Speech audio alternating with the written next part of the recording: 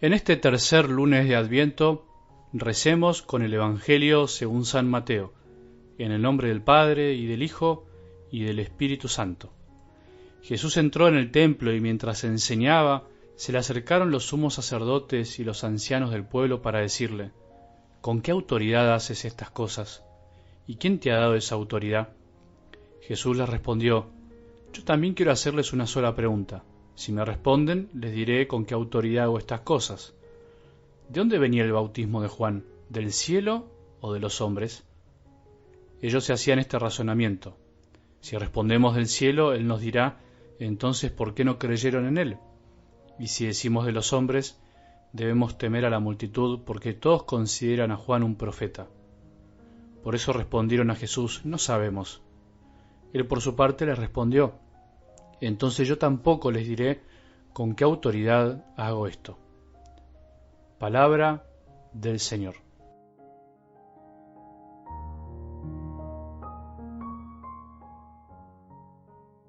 Dios nos amó primero, dice San Juan el Evangelista. Por lo tanto, deberíamos pensar que su salvación, su poder, radica justamente en ese amor que nos abraza primero, aun cuando nosotros no terminamos de comprenderlo y a veces ni de aceptarlo. La fiesta de la Navidad que se acerca es de algún modo la celebración del amor de Dios que se nos adelantó y se nos adelantará siempre. La Navidad nos encamina a experimentar ese amor y esa verdad profunda. Podemos preguntarnos entonces en qué consiste esa salvación de la que tanto hablamos. Consiste en definitiva en la gracia que Él mismo nos da para que podamos amarlo y ser amados por Él. O sea, su salvación y su poder es el amor que se derrama sobre nosotros y nos colma el corazón. Y nuestra tarea no debería consistir en otra cosa que en aceptar esa salvación, ese amor. Qué maravilla es descubrir que Él nos enseña a amarlo, pero amándonos primero, desde su encarnación hasta su muerte en cruz y resurrección, e invitándonos a amarlo. Y entonces, si Dios nos amó primero, es para que nosotros pudiéramos amarlo con el mismo amor con que Él nos amó, porque no podríamos amarlo si no fuéramos amados primeros por Él. Él no necesita, en definitiva, nuestro amor, pero nos enseñó a amarlo de la misma manera, para que podamos llegar a ser lo que Él quiere que seamos. Él no necesita nuestro amor, pero sí nos necesita, de alguna manera. Es tanta su humildad que se abaja para que nosotros también podamos amarlo.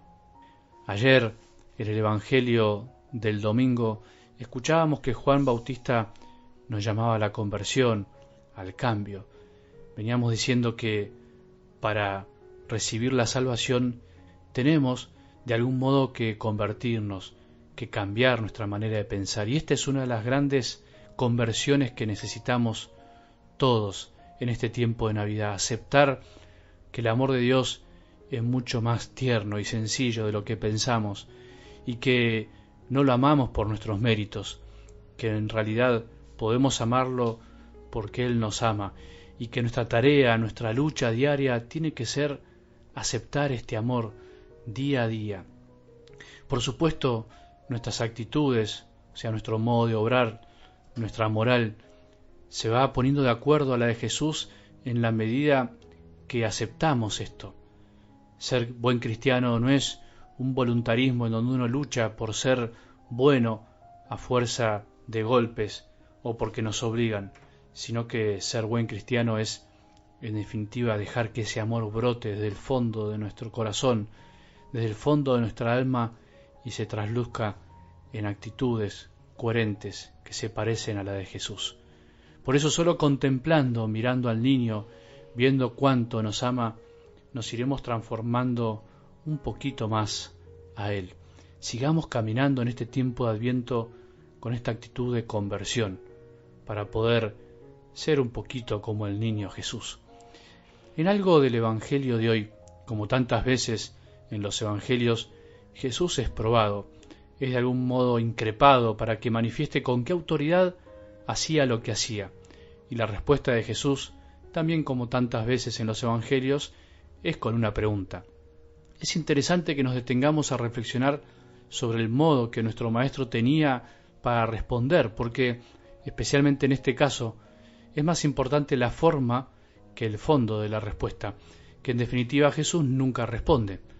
¿Nos dimos cuenta que no respondió la pregunta? O sea, Jesús tuvo la suficiente libertad para no responder a lo que le preguntaban cuando no lo necesitaba, porque en realidad lo estaban probando. Una primera enseñanza que nos puede ayudar de este modo de ser de Jesús y no tanto del contenido es justamente esto. No siempre debemos responder lo que nos preguntan, no siempre debemos responder a todos. A veces hay que callar. Hay preguntas que son inoportunas, hay personas que son inoportunas, que son metiches, como se dice, que se meten en donde no les corresponde. También hay personas, como los ancianos de la escena de hoy, que no preguntan con sinceridad para saber, para aprender, sino para probar y culpar.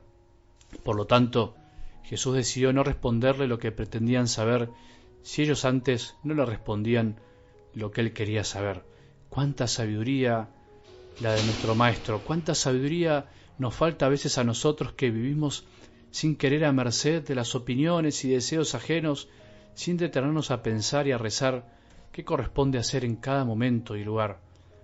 La no respuesta de Jesús no fue una mentira, sino fue simplemente eso, un no, esa palabra que tanto nos cuesta decir a veces en estos tiempos, simplemente no. ¿Cómo nos cuesta decir hoy en día que no? Parece ser que decir que no es fallarle a Dios y a todos, y nos olvidamos que el no es posible y muchas veces más necesario que el sí. Otra enseñanza que nos puede ayudar es justamente a aprender a responder con preguntas cuando deseamos conocer las intenciones del que pregunta. Jesús ya las sabía, por supuesto, pero nosotros no siempre, aunque creamos que las sabemos.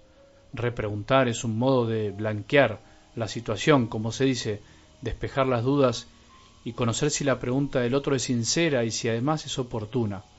Por eso ayuda mucho escuchar cómo Jesús responde con preguntas y se toma la libertad de no responder cuando esa pregunta puede tener malicia o esté cargada de mala intención. Que el Señor nos siga instruyendo con sus enseñanzas, tanto con sus palabras y gestos, como en su manera de resolver las diferentes situaciones que se le presentaron en la vida, y nos ayude a llegar deseosos de amarlo mucho más en esta Navidad. Que tengamos un buen día y que la bendición de Dios, que es Padre misericordioso, Hijo y Espíritu Santo, descienda sobre nuestros corazones y permanezca para siempre.